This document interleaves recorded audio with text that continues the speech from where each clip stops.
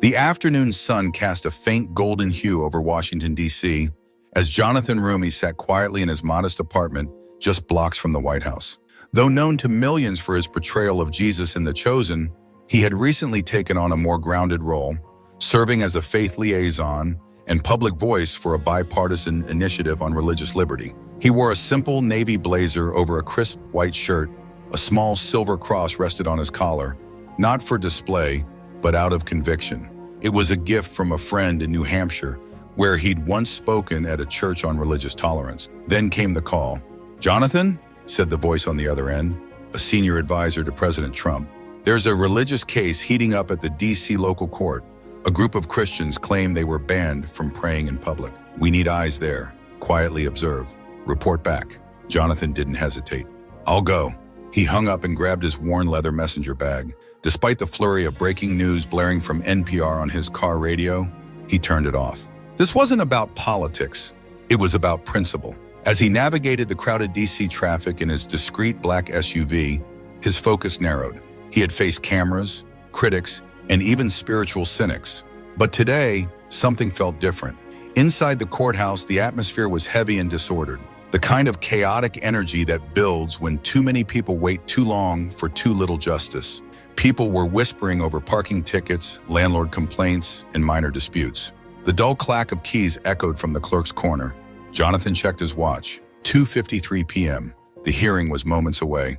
He quietly slipped into a hard wooden bench in the middle row, setting down his bag and pulling out his phone to take notes.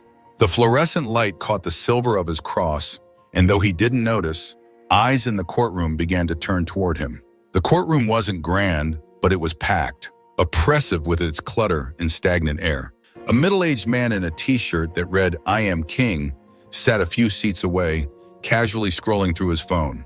To Jonathan's right, a woman wearing an absurdly oversized necklace, glinting like a chandelier, whispered to her lawyer. Dress code clearly wasn't a priority here, but Jonathan wasn't here to judge appearances. He focused on the matter at hand, a group of citizens suing the city for banning public prayer in a local park. What had begun as a local complaint had become a potential political lightning rod, and now he was the eyes of the movement. The large wooden door behind the bench creaked open. The room fell silent as Judge Noah Feldman entered. Tall, lean, in his early 60s, Feldman had a dignified yet aloof presence. His salt and pepper hair combed straight back, wire-rimmed glasses resting halfway down his nose. His black robe looked ironed to perfection, but his face was stone. "All rise," came the commanding voice of the bailiff, James Wilson, a tall man with a quiet authority. Jonathan stood with the others, still holding his phone. He watched as Feldman sat down and tapped the gavel once, sharp, deliberate. "This is a court of law, not a platform for personality," the judge said coldly. The session began. Feldman moved swiftly through the cases. A man fined $50 for improper parking, no protest. A woman behind on rent payments issued a light warning. Jonathan took quiet notes, admiring Feldman's efficiency but feeling unsettled by his detachment. The judge ruled like a machine, precise but devoid of warmth. Then Jonathan's attention was pulled toward the man in the "I am king" shirt as he rose for a dispute over a fence. Feldman didn't blink at the slogan on the man's chest. The woman with the necklace was next. No mention of her glittering accessory. Jonathan noted it, and he felt it in his gut. Something was off, because it wasn't long before Judge Feldman's cold gaze landed directly on him. To be continued. Judge Noah Feldman didn't say a word about the "I am king" shirt, nor did he acknowledge the woman's chandelier-like necklace as she approached the bench for her case. But when his eyes landed on Jonathan Roumie, something shifted. Feldman froze mid-sentence, fingers pausing over a stack of paperwork. His brow tightened as he peered over his glasses. There was recognition in his stare, not just of the man, but of the meaning behind the small silver cross glinting under the courtroom lights. "You," Feldman said, his voice cold but uncertain. "Mr. Roumie." Murmurs rippled through the courtroom. A few heads turned. Some recognized him immediately, not as a legal representative or staffer, but as the actor who had famously portrayed Christ on screen.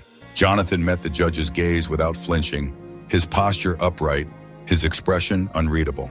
"That cross," Feldman said, gesturing sharply toward Jonathan's collar. "It doesn't belong here." Jonathan glanced around calmly. Nowhere in the room was there a sign prohibiting religious symbols. He stood slowly, voice steady but respectful.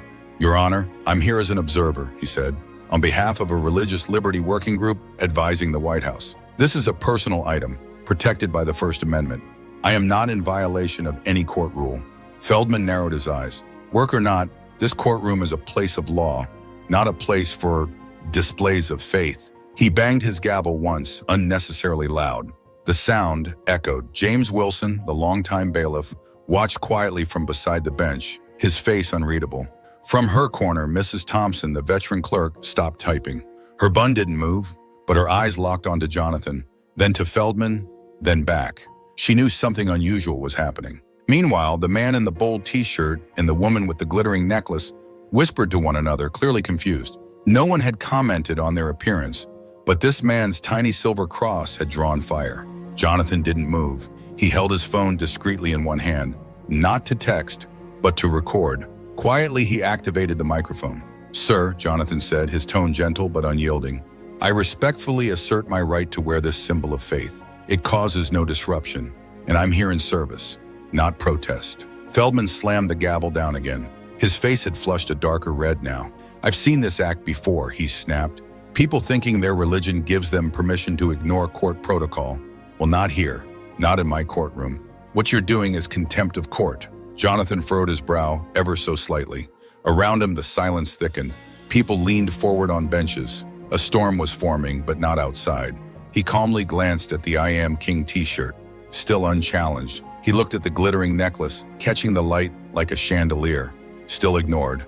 But his cross was apparently the threat. "Sir," he replied, unshaken, "I am not disrupting anything. I am observing a public hearing in attire that does not violate any written rule. If there is a statute, I respectfully request to see it." Feldman leaned forward, a bitter smile curling his lips. "There is no written rule," he said, "because I am the rule here.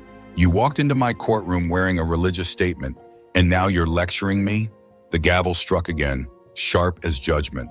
Mrs. Thompson jumped in her seat. Wilson's eyes narrowed. Jonathan's grip on the phone didn't tighten. His breathing didn't change. He simply looked up at Feldman, the way a man might stare into the storm without blinking. He didn't need volume. He had truth. To be continued. Judge Noah Feldman's gavel struck the bench with such force that the sound cracked through the courtroom like thunder. Mrs. Thompson, the clerk, flinched, her fingers pausing mid-keystroke as she looked up with concern. "You come in here," Feldman barked, "disrespecting the law, and now you have the nerve to demand a document?" Around the room, murmurs began to rise.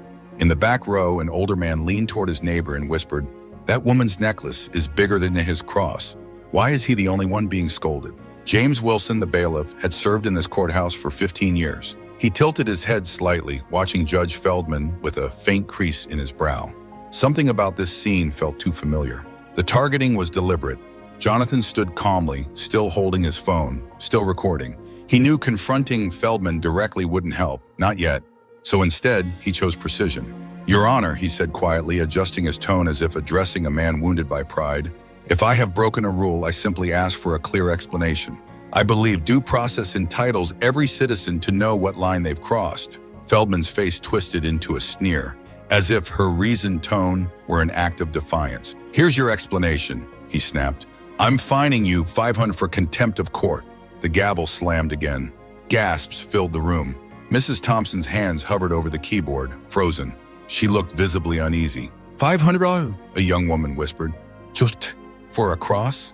The man in the "I Am King" shirt chuckled once, but stopped instantly when Feldman's glare lasered in his direction. "You'll pay before you leave this courtroom," Feldman growled, his voice thick with self-importance. "Maybe it'll teach you to respect order. This is not a church, Mr. Roumie, nor a stage for your theatrics." He leaned back, smug, his expression the smugness of a man who believed he had delivered a final blow. But Jonathan didn't move. He remained still, his gaze locked on Feldman. Then, with a breath so quiet it could have been prayer, he replied, "Sir, I hear your ruling," he said, voice calm even. "But I must ask, why am I being fined while others in this courtroom wear printed slogans, oversized jewelry, loud symbols, and face no objection?" Feldman's face flushed deeper. His hand gripped the gavel tighter until his knuckles turned white. "Don't change the subject," he snapped. "You're the only one bold enough to bring a religious symbol into my courtroom. That's the difference." Jonathan gave the smallest nod, more to himself than anyone else, confirmation. This wasn't about law, it wasn't about order, it was about bias. In Feldman's discomfort with the very idea of public faith, Mrs. Thompson resumed typing, though her hands shook. In her 12 years working under Feldman, she had never seen him fine someone so harshly for something so insignificant. James Wilson folded his arms, his face unreadable, but his gaze briefly met Jonathan's. And in that moment, there was empathy, recognition. This was not just another case. Murmurs grew louder. A few attendees dared to slide out their phones, recording despite the no filming rule. Something historic was happening. Jonathan stood firm, the cross still gleaming on his collar. No longer just a personal token, but a quiet rebellion. Then he spoke again. "Are you finished, Your Honor?" he asked, voice low yet piercing. Feldman blinked, momentarily thrown off by the unwavering composure. "Not yet," he replied. "You'll pay, then I'll move on with the session. Now sit down." But Jonathan didn't sit. He stepped closer to the bench, slowly, deliberately. He placed his hand gently on the edge of the podium, never taking his eyes off the judge. "I'll pay," he said, "but we're not finished here." There was no aggression in his tone, just a steady weight, a promise of something greater. Feldman tried to smirk, but something in his face faltered. The confidence cracked just for a moment. Jonathan Roumie stood tall, unwavering, as the silver cross on his collar glinted under the courtroom lights. The storm hadn't passed. It had only just begun. The gavel struck again. The room in the D.C. local court fell into a breathless hush. Murmurs died. Miss Thompson, hands trembling, stopped typing altogether, her anxious eyes darting between Jonathan Roumie and Judge Noah Feldman. James Wilson, the bailiff, stood stone still, arms crossed, his head tilted, as if something deeper was unfolding right before him. Feldman leaned in. "Did you hear me, Mr. Roumie? $500 payable today. Now sit down. We have other business." He struck the gavel once more, but Jonathan didn't move. He inhaled slowly, stepped closer to the bench, and gently rested his hand on its edge. His voice was calm, composed, but sharp enough to slice through the tension. "Sir," he said, "before I sit down, I need to clarify a few things for the record." Feldman frowned. He hadn't expected composure. He had expected protest, rage, but not this. "The record?" Feldman snapped, his voice slightly shaking. "You have no right to demand anything here." Jonathan gave the faintest of smiles. Not arrogance, but the confidence of someone who knew exactly what they were doing. He reached into his leather bag and pulled out a gold-trimmed card. The courtroom collectively leaned forward as he held it high enough for all to see. "I'm Jonathan Roumie," he said. "Actor, advocate, religious liberty consultant, currently serving under a federal working group on faith-based civil rights." Gasps echoed around the room. The man in the "I Am King" shirt's jaw dropped. The woman with the necklace looked stunned. Someone whispered, "Wait, is that him?" Feldman froze. His hand rested on the gavel, but he didn't strike it. Jonathan took one deliberate step closer. "What you may not know, Your Honor," he continued, voice echoing, "is that I don't just play someone who understands Scripture. I've studied the law too, deeply, because when people of faith are silenced, someone has to speak for them." Feldman flinched, visibly unsettled. "That doesn't change the fact," the judge muttered, "that you broke my rules." Jonathan's tone hardened, not louder but sharper. "Are they rules, sir, or your personal bias?" The crowd hushed again. Phones were discreetly recording now, despite court regulations. "I'm here," Jonathan continued, "on formal assignment to observe a religious freedom case, a group of Christians seeking the right to pray in a public park. This cross," he pointed to the silver emblem on his collar, "is not a stunt. It is my personal belief. It is protected under the First Amendment of the U.S. Constitution." Feldman tried to respond, but Jonathan cut in, his voice steadier than ever. "Let me remind you of Church of the Lukumi Babalu, I versus City of Hialeah, 1993. The Supreme Court ruled that banning religious symbols or practice without just cause is a direct violation of constitutional law." Jonathan paused, letting the room absorb the reference. "So I ask you, sir, do you have just cause, or are you simply offended?" Dead silence. Feldman's lips parted, but no words came out. Mrs. Thompson sat frozen, fingers hovering over the keys. James Wilson gave a subtle nod, eyes wide, not in shock, but in approval. Jonathan took it further. His tone shifted into something rehearsed, but utterly authentic. "You fined me $500 for contempt," he said, "but I have evidence that this courtroom has a double standard. He pointed. That man right there wears a bold statement on his shirt against the dress code. You said nothing. He pointed again. That woman wears an accessory brighter than a Christmas tree. Again, silence. But my cross offends you? Jonathan looked directly at Feldman now. That's not law, sir, that's bias. Feldman paled, his confidence drained away. You're slandering me, he stammered. You don't understand how I run my courtroom. Jonathan calmly raised his phone. I've recorded everything from the moment you called me out until now, and I've already reported this to the Legal Affairs Division connected to the Office for Religious Liberty. He locked eyes with Feldman. If you want to find me, go ahead, but this doesn't end here. From the back of the courtroom, someone whispered loudly, He's right. Another voice chimed in. He knows the law better than the judge. The room shifted, energy pulsed like electricity. And Judge Noah Feldman, once towering in his authority, suddenly looked small. The courtroom stirred. A man clapped from the back row, then another.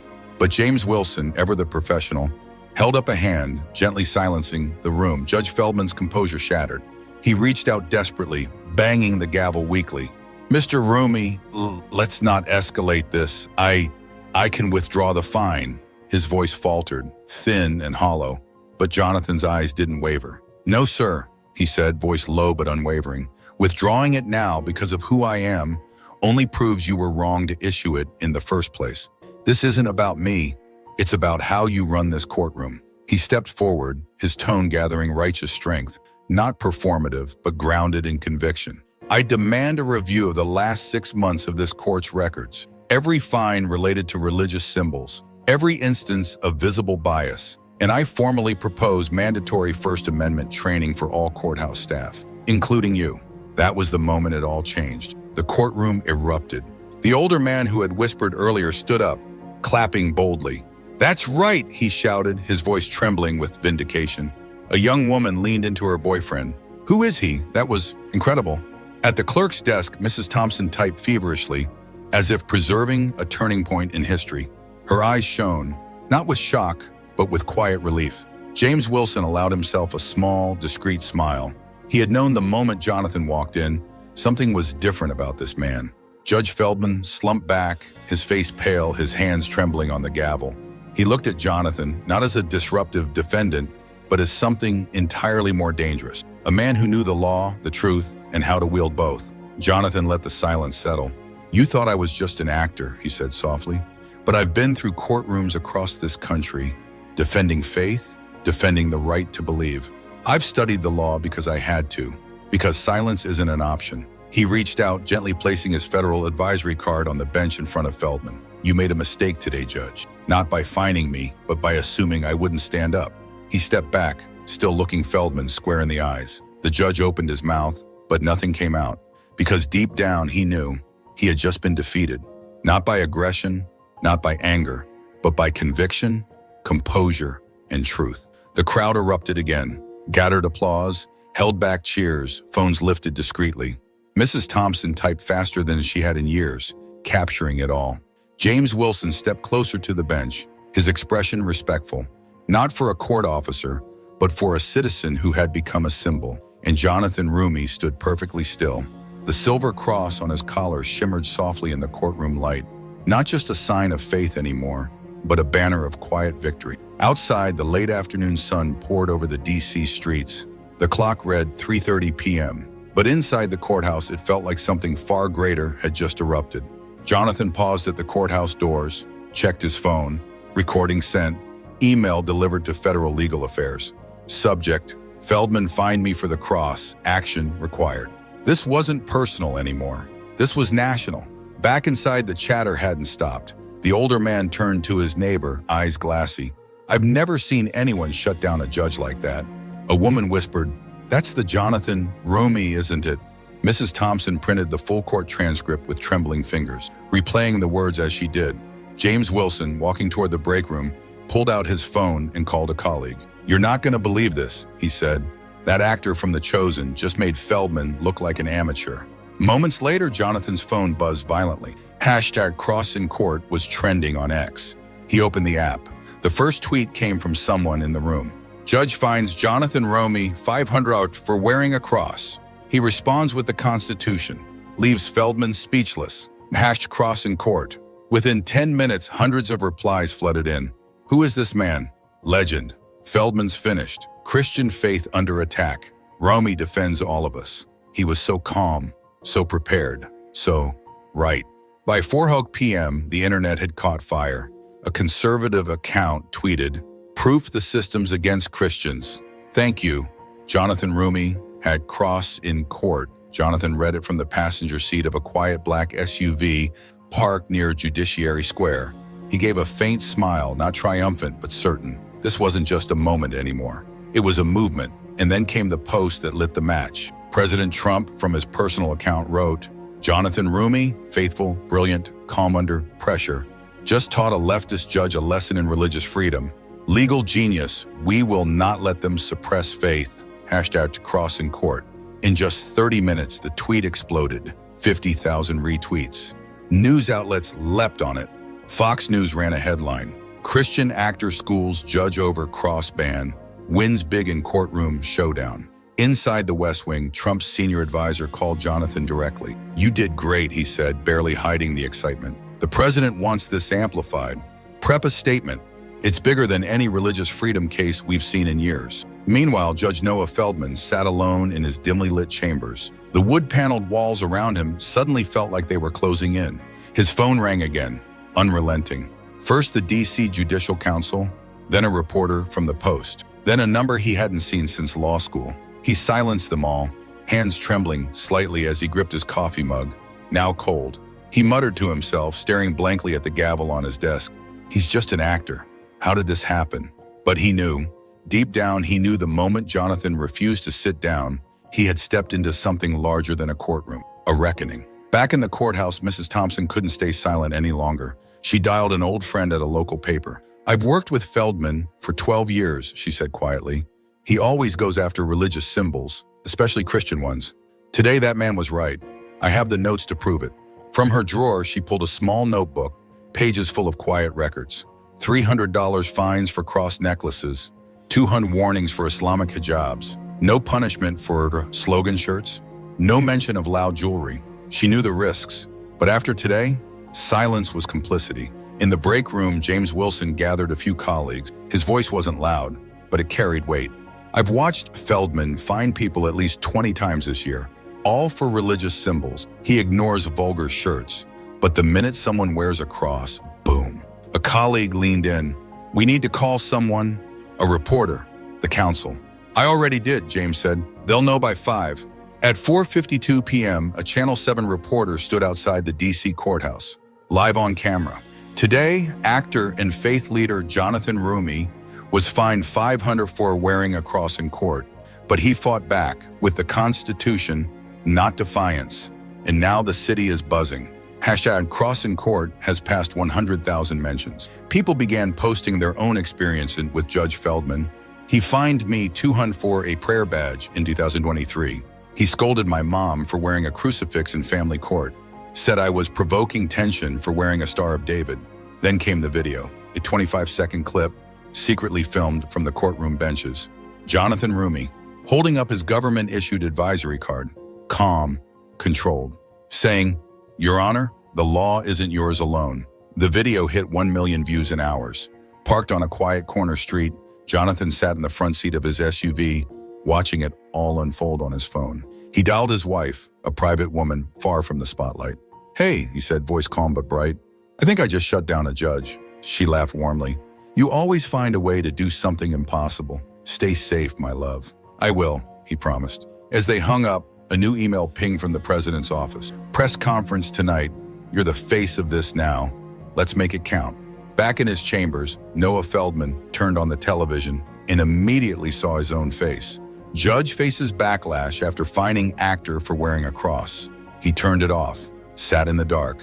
His phone continued buzzing. This wasn't a headline anymore. It was the collapse of a career built on discretion, undone by arrogance, and a man he'd underestimated. The next morning, the halls of the D.C. Judicial Council buzzed like a beehive. Word of Jonathan Roumie's courtroom clash with Judge Noah Feldman had swept across Washington like a wildfire. What started as a single fine over a small silver cross was now a political and legal earthquake. Inside a secured briefing room, Linda Martinez, a senior investigator with over 20 years of experience, stood before a table stacked with case files pulled from Feldman's docket. Her tone was brisk, focused. "We received a formal complaint from the White House as at 10:42 p.m. last night," she told her team. "This isn't just about Roumie. We have 48 hours to assess Feldman's conduct regarding all fines tied to religious expression. Pull everything. Be surgical." Her team nodded. They'd already been digging since dawn. Meanwhile, inside a quiet West Wing office, Jonathan Roumie prepared for that evening's press conference. He reviewed the courtroom recording again, sending another encrypted message to the president's legal team. "Pulled quotes from X. Hundreds citing past incidents of Feldman bias. Let's push this hard. Framing, pattern, not a fluke." His phone buzzed nonstop.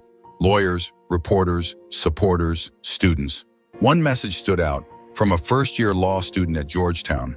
"Mr. Roumie, you inspired me. Feldman fined my mom $250 for wearing a cross necklace at a custody hearing. She cried the whole night.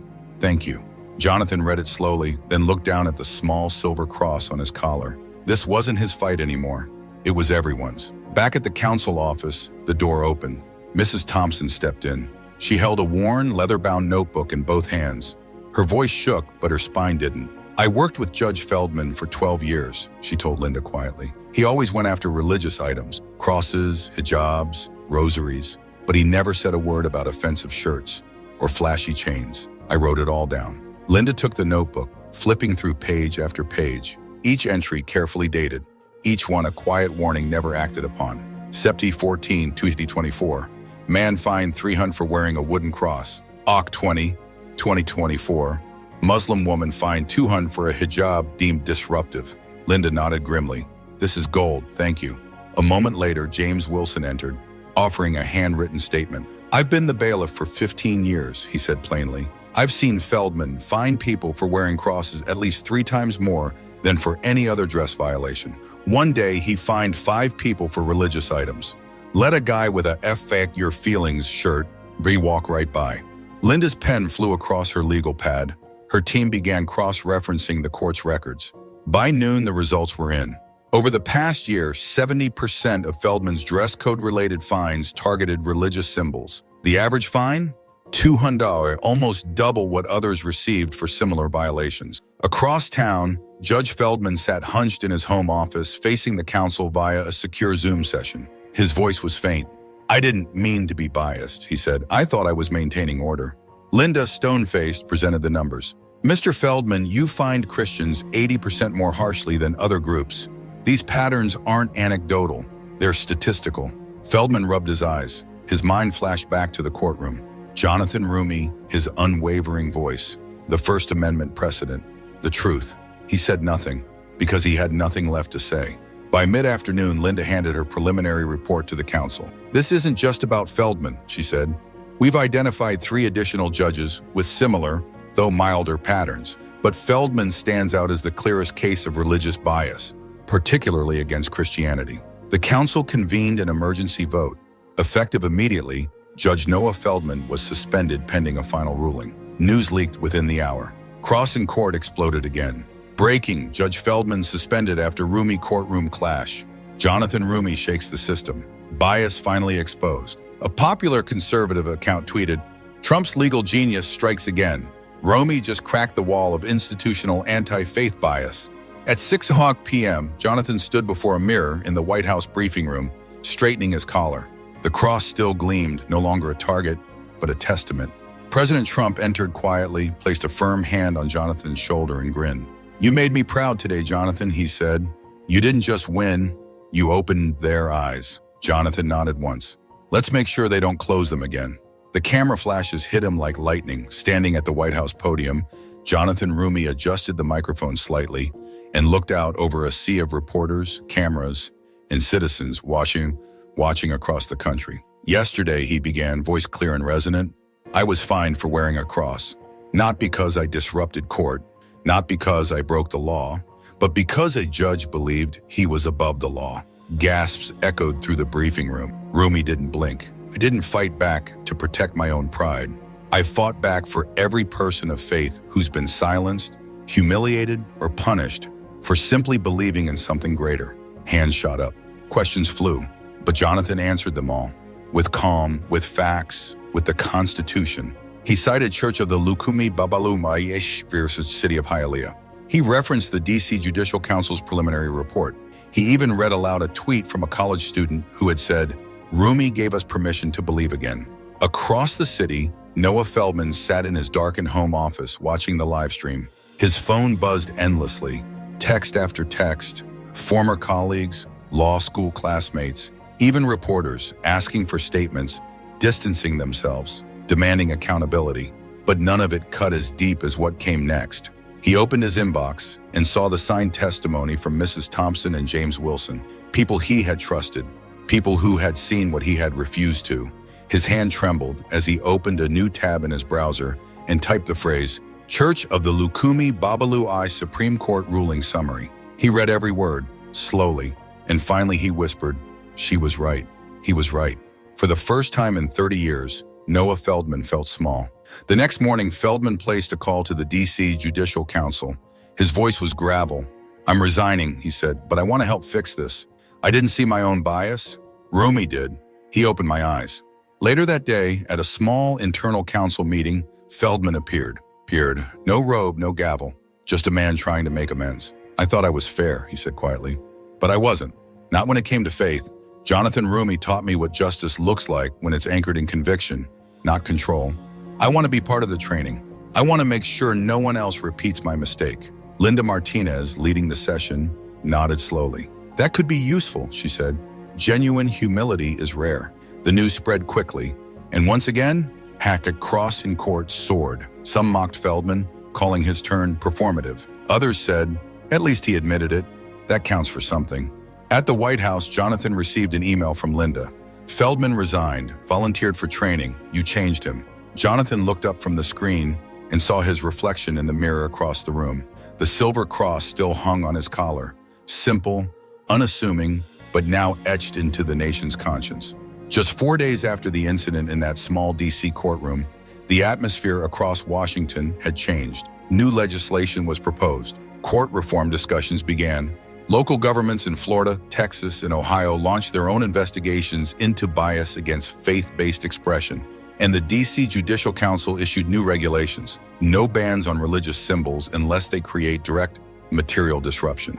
Mandatory First Amendment training for all courthouse personnel, from judges to clerks to bailiffs. A new plaque was installed at the courthouse entryway, "Religious freedom, a right beyond violation." At the first training session, Noah Feldman stood before a room full of staff. His voice was raspy, but honest. "I thought I was upholding order, but I let my bias decide what belonged in my courtroom." Roumie reminded me that justice doesn't mean silence, it means fairness. In the front row, Mrs. Thompson took notes. She had just been appointed to lead the Court Transparency Office. Beside her, James Wilson, now head of staff training for court security, added, "We're the eyes and ears in those rooms. If we see injustice, we speak." Yeah, Roumie did, and so will we. Feldman sat down. He didn't smile, but he knew this time he was listening. The $500 fine had never been about the money. Back in his White House advisory office, Jonathan Roumie carefully framed the receipt and hung it on the wall behind his desk, not as a trophy, but as a reminder of what it means when one person dares to stand. Later that day, President Trump stepped into the room, clapping a firm hand on Jonathan's shoulder. "You're a star," he said, grinning. "The religious freedom crowd loves you, and so do I." His laughter boomed. "We didn't just win, we shifted the playing field. Keep it going." Jonathan nodded, already sketching notes for his next appearance. A keynote speech at a conservative gathering in Virginia, where over 5,000 people were expected to attend. The impact had gone far beyond the Beltway. Across the nation, states like Texas, Florida, and Ohio launched urgent reviews of their own judicial systems. Faith leaders pushed for training reforms. Civil rights groups shared Jonathan's speech in classrooms and on Sunday live streams. Texas's governor tweeted, "Thank you, Jonathan Roumie, for reminding us what religious freedom truly means. Texas will follow." In Florida, a coalition of lawyers filed formal requests for First Amendment training in all circuit courts, citing #CrossInCourt. On X, users posted images of themselves wearing crosses, hijabs, prayer beads, and Buddhist bracelets, tagging them with, "My freedom, no one can ban it." Jonathan scrolled through the flood of posts, many from young people, some in tears, some defiant, some simply grateful. He hadn't expected one courtroom moment to ignite a national fire. The next day, he stood on a stage in Virginia before thousands waving banners that read, "Faith is not a violation. At cross in court. Justice with belief." The crowd roared as he took the microphone. "That day in court," he began, his voice rising over the speakers, "I just wanted to do my job. But when I was fined for my faith, I couldn't stay silent." He paused. "This isn't just my win, it's ours. Every believer, every American, every person who's ever been told their soul doesn't belong in public." The crowd erupted in applause. Some chanted, "Jonathan for president." He smiled, waving the cross on his collar gleaming, an image that would go viral again within minutes. Back in D.C., change had taken root. Mrs. Thompson now led the court's new transparency division, auditing all fines, checking for patterns of bias, and publishing monthly reports. James Wilson trained new bailiffs, reminding them, "Don't be afraid to speak out. Roumie did. Now it's our turn." One evening, Jonathan received a letter from Linda Martinez. "You didn't just change Feldman," it read. "You changed the system. Thank you." He set the letter beside the framed fine and stared for a long moment at the cross in the mirror. It had once been a simple symbol of faith. Now it was a flame that had lit a national path. 3 months later, Jonathan stood once more at the White House podium. The press room was filled with reporters, faith leaders, law students, influencers, and civil rights advocates. The silver cross still glinted on his navy lapel, now a familiar emblem across the country. He cleared his throat. "3 months ago," he said, "I was fined for wearing a cross. I stood up, not just for myself, but for everyone who has ever felt small in the face of power." He looked directly into the cameras. "Today, we've changed the system. Not perfectly, not completely, but powerfully." The crowd clapped. Some held signs that read, "Our cross in court." Others simply wept. Outside, a new plaque adorned the D.C. courthouse wall. "Justice honors all faiths." Back inside, Jonathan read a handwritten letter sent to him by a law student in Chicago. "Mr. Roumie, I was afraid to fight, but your case gave me courage. I'm starting a free clinic for people discriminated against for their beliefs. Thank you." He folded it carefully and smiled. Meanwhile, in a modest room at the training center for D.C. court staff, Noah Feldman stood before a whiteboard. No robe, no gavel, just conviction. "I was wrong," he said. "I thought neutrality meant silence. But justice has no room for blind bias. Jonathan Roumie taught me that." The room was still. Some nodded. In the front row, Mrs. Thompson jotted notes. James Wilson stood beside Feldman, reminding the group, "We're not just staff. We're the conscience of the courtroom." That night, Jonathan stood alone on the White House balcony, gazing at the lights of D.C. He touched the silver cross gently, now warmed by the movement it helped ignite. "Freedom doesn't come easy," he whispered. "It comes from those who dare to fight for it." A message pinged from the Judicial Council. "We want you to lead the new National Reform Commission on Faith Rights. Will you accept?" He smiled. He was ready. Because one man, one moment, one cross had changed a nation. Inside the courthouse, they still talked about that day. But now, Thompson and James Wilson weren't just bystanders. They were guardians of reform. They continued monitoring cases, ensuring that every action in D.C. courtrooms honored transparency, not tradition. At the White House, President Trump called Jonathan Roumie late one evening. "You're my warrior," he said. "Keep it up. You're reshaping the battlefield." Jonathan stood alone on the White House balcony, the sun dipping low behind the Capitol dome. He held the silver cross gently in his palm, not as a keepsake anymore, but as the spark that had ignited a national reckoning. "Freedom doesn't come free," he whispered. "It takes fighters." Just then, a message arrived from the D.C. Judicial Council. "We'd be honored if you would lead the new National Reform Commission on Religious Liberty." He didn't hesitate. He smiled. He was ready. Because from one unexpected courtroom confrontation, Jonathan Roumie had helped reshape not only laws, but hearts. He had inspired thousands to speak out. He had humbled a judge. He had turned fear into resolve. And above all, he had proven that one person, one belief, one act of courage can shift an entire system. A story that mirrors real tensions in modern America. The fictionalized case of Jonathan Roumie versus Judge Noah Feldman speaks to a very real climate in 2025 America. The clash between personal freedom and systemic authority.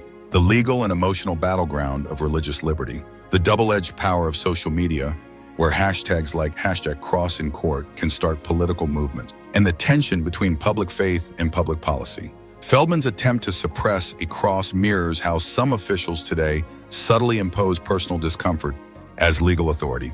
A pattern visible in debates over religious symbols in schools, courtrooms, and public buildings. But what made Roumie's stand effective wasn't just principle, it was strategy. He cited legal precedent, Church of the Lukumi Babalu Ia versus the City of Hialeah.